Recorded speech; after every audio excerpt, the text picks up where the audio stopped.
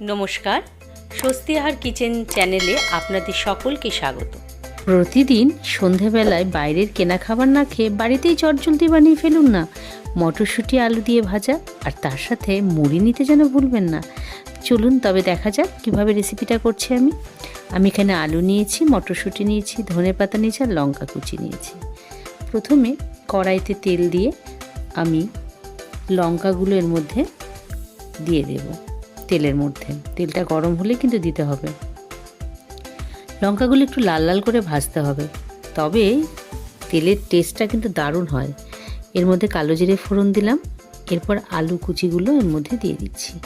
একটু নাড়াচাড়া করেই এর মধ্যে আমি মটরশুঁটিগুলো দিয়ে দেব। আচ্ছা, তার আগে কিন্তু লবণ দিতে হবে, স্বাদ মতো লবণ এবং হলুদ দিতে হবে।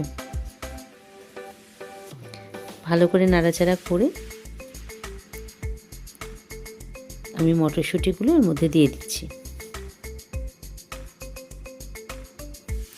এরপর সব কিছু আবারও ভালো করে নাড়াচাড়া করে নিলাম।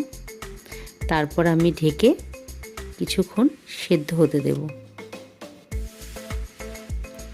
আমি কিন্তু মাঝে একবার ঢাকা তুলে আমি আবার নেড়ে দিয়েছিলাম। দেখুন আমার ভাজাটা হয়ে গেছে।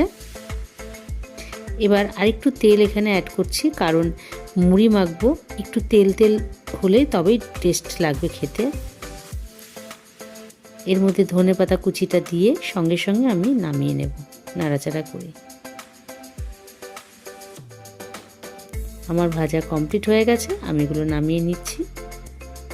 দেখুন কত সুন্দর হয়েছে না দেখতে, খেতে কিন্তু আরও টেস্ট। এবার মুড়িটা মেখে নিই। এখানে আমি গাজর কুচি নিয়েছি, মূলো কুচি নিয়েছি, চানাচুর নিয়েছি, আর ভাজাটা তো আছেই। মুড়ির মধ্যে আরেকটু তেল অ্যাড করছি। ভালো করে মুড়িটা মেখে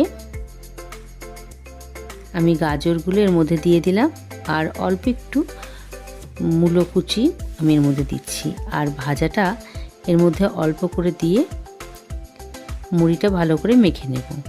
আর এর মধ্যে চানাচুরটাও দিয়ে দেব।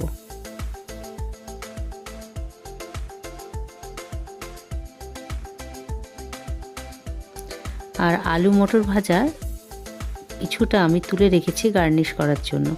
এবার একটা বাটিতে আমি সার্ভ করে আপনাদের দেখাচ্ছি। দেখুন এবার মটরশুঁটি আলু ভাজা যেটা রেখেছিলাম সেটা গার্নিশ করার জন্য ওপর দিয়ে দিয়ে দিলাম।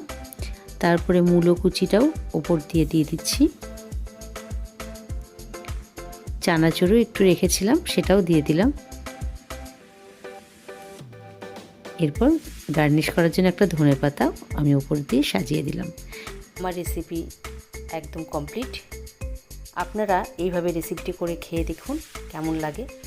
আমার মনে হয় খুব ভালোই লাগবে। আমার এই ভিডিওগুলো আপনাদের যদি ভালো লাগে আর এই রকম রেসিপি আরও যদি আপনারা পেতে চান, তাহলে চ্যানেলটিকে সাবস্ক্রাইব করার অনুরোধ রইল। আর পাশে থাকা বেল আইকনটিকে প্রেস করে অল বাটনে প্রেস করতে ভুলবেন না যেন। আমার এই ভিডিওগুলো আপনাদের ভালো লাগলে অবশ্যই কমেন্ট করে জানাবেন। সবাই ভালো থাকবেন, সুস্থ থাকবেন। নমস্কার।